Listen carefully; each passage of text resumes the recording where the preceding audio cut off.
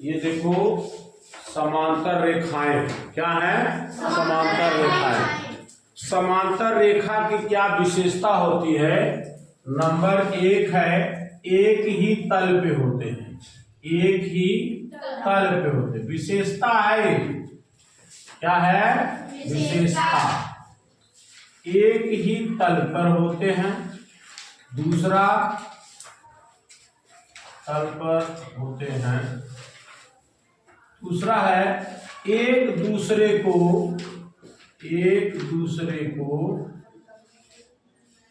प्रतिच्छेदित नहीं करती है।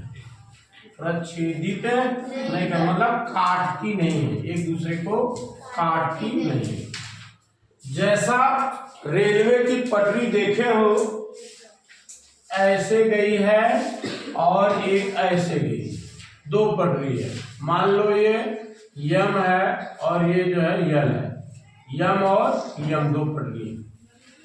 ध्यान देना कि ये एक दूसरे को चाहे आगे बढ़ा दिया जाए, इधर तक कर दिया जाए, चाहे पीछे बढ़ा दिया जाए, कहीं भी ये काटती हुई नजर नहीं आती। और इनके बीच की जो दूरी यहाँ पे है 1 मीटर, मान लो यहाँ पे है दूरी, तो वही 1 मीटर यहाँ पर भी होता है और वही 1 मीटर यहाँ पर भी होता है। कहने का मतलब है कि समांतर भुजाएं की दो विशेषताएं हैं, एक ही तल पर होते हैं, एक दूसरे को प्रच्छेदित या काटती नहीं है, तो वो क्या कहलाती है? समांतर भुजाएं कहलाती हैं। यदि एक ही तल में स्थित दो रेखाएं कहीं पर न मिले तो वे समांतर रेखाएं कहलाती है। ये आप समांतर रेखा के बारे में एकदम कंफर्म समझ गए कि नहीं समझ गए? कह रहा है कि दी हुई रेखा, क्या कर रहा है? दी हुई रेखा, दी हुई रेखा AB से 5 सेंटीमीटर की दूरी AB के समांतर एक रेखा खींचिए। मान लो मुझे कोई AB रेखा दी हुई है, ये AB रेखा हमें दी हुई, क्या दी है? AB रेखा दी। अगर ये AB रेखा इसकी कोई भी माप ले सकते हैं, 10 सेंटीमीटर या 12 सेंटीमीटर, 5 सेंटीमीटर, जो भी। ये एक A पॉइंट, यहाँ पे क्या है? A है और ये पॉइंट B पर है। करा दी हुई रेखा AB, ये हो गया, से 5 सेंटीमीटर की दूरी पर, 5 सेंटीमीटर इसके नीचे आओ, यहां से स्केल लगाओ 5 सेंटीमीटर यहाँ और यहाँ स्केल लगाओ 5 सेंटीमीटर यहाँ, 5 सेंटीमीटर की दूरी। ये देखो AB से, प्रश्न को समझो पहले, 5 सेंटीमीटर की AB दूरी नहीं है, ध्यान दो। करा दी हुई रेखा कितने भी किलो सेंटीमीटर की हो सकती है, 10 की हो सकती है, 8 की हो सकती है, 5 की हो सकती है।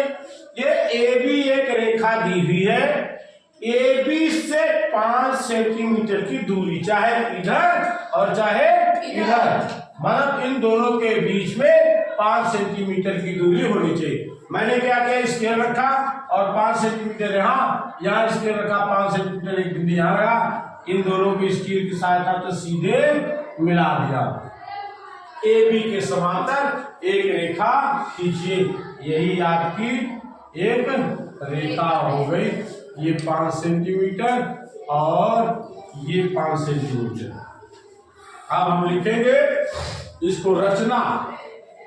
क्या लिखेंगे? रचना। रचना मैंने कैसे बनाया हमने? रचना मैंने कैसे बनाया? हम लिखेंगे 10 सेंटीमीटर की एक AB रेखा खींचा, AB रेखा खींचा। बिंदु A से, बिंदु A से या नीचे या ऊपर, हमने क्या किया है? नीचे की तरफ 5 सेंटीमीटर पर एक बिंदु D एक बिंदु, इसको मान लो डी, एक बिंदु डी निर्धारित किया। क्या किया? निर्धारित किया। फिर बिंदु बी पर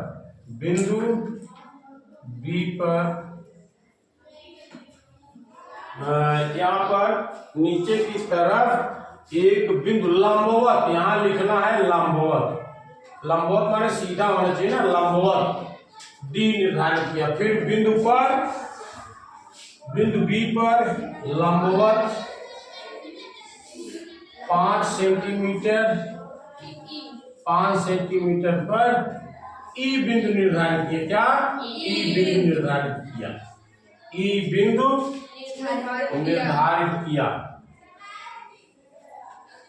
निर्धारित किया।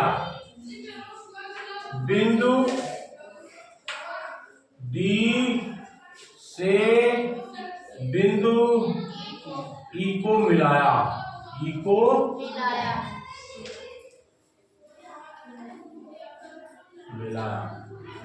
रेखा DE एक अभीष्ट समांतर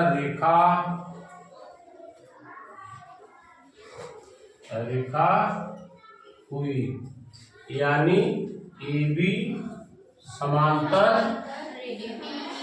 क्या है? डी आपका हुआ।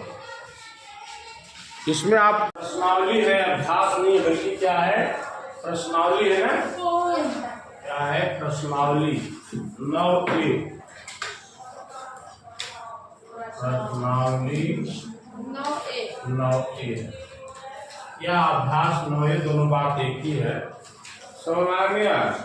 अभी इसमें देखो दिया हुआ है कि दी हुई रेखा AB से 5 सेंटीमीटर दूरी पर AB के समांतर रेखा खींचिए। तो सबसे पहले हम क्या करेंगे कि एक रेखा खींच लेंगे, कोई भी, कितने भी सेंटीमीटर का हो। AB की दूरी 5 सेंटीमीटर नहीं है, AB की दूरी कोई भी।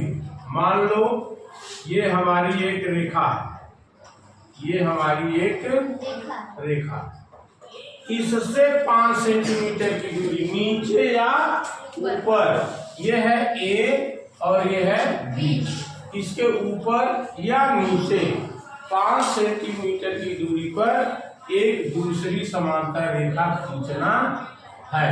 इसके बीच की दूरी जो है वो 5 सेंटीमीटर होनी चाहिए। समझ में आ गया? इसके लिए क्या करेंगे, इस बिंदु पर, इस रेखा पर 2 जगह जो है लंब डालेंगे। 2 जगह क्या करेंगे? लंब डालने मतलब 90 अंश का कोण बनाएंगे। तो देखो कोई भी दूरी लेकर के इस बिंदु पर एक चाप लगा देते हैं। ऐसे ये देखो, ये ऐसे एक चाप लगा देते हैं और इस बिंदु को भी इस पे लगना प्रकार रख करके ऐसे एक चाप लगा देते हैं। लग गया? अब जहां ये इस रेखा पर जो ये काटता है उसका दूरी वही रख रहा है, दूरी वही रख रहा है। यहाँ पे जो चाप काटता है एक कट मार दिया, ये कितने बना? 60 डिग्री। अगर इस बिंदु को इस डिग्री को मिलाया जाए, इस बिंदु को इस बिंदु को मिलाया जाए तो 60 डिग्री होगा। दूसरा यहाँ से फिर पकड़ा हमने, एक दूसरा चाप लगा दिया, ये कितना? 120 हो गया।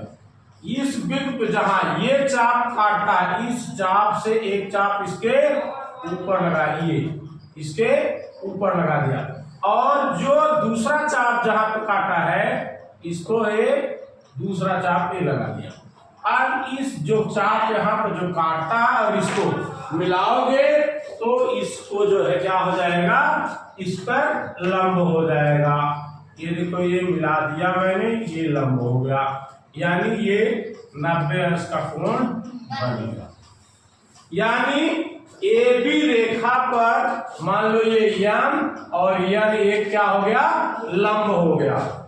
दूसरा लंब कहाँ डालेंगे? इस बिंदु पर। दूसरा लंब इस बिंदु पर डालेंगे। देखो मैंने इस बिंदु को लगा के इस पर चाप मारा था। यहाँ पर जो चाप है, इस रेखा और चाप दोनों काटने एक ऐसे थी। एक चाप मारा 60 डिग्री और दूसरा चाप मारा 120।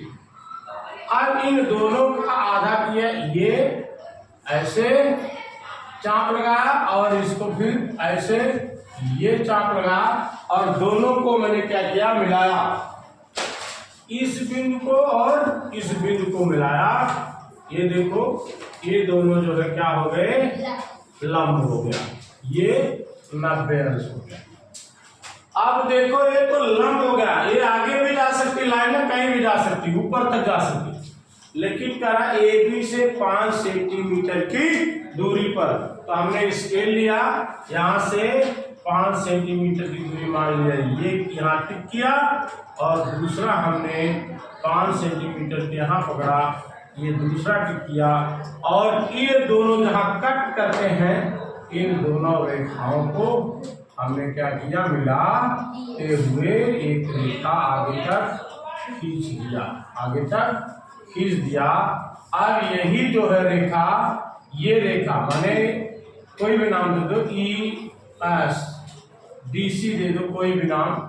ये डीसी रेखा जो है ए बी के समांतर है। ये पहला सवाल हो गया आपका दूसरे तरीके से। ये देखो, इसी दी हुई रेखा के बाहर स्थित बिंदु से होकर जाने वाली एक समांतर रेखा खींची है।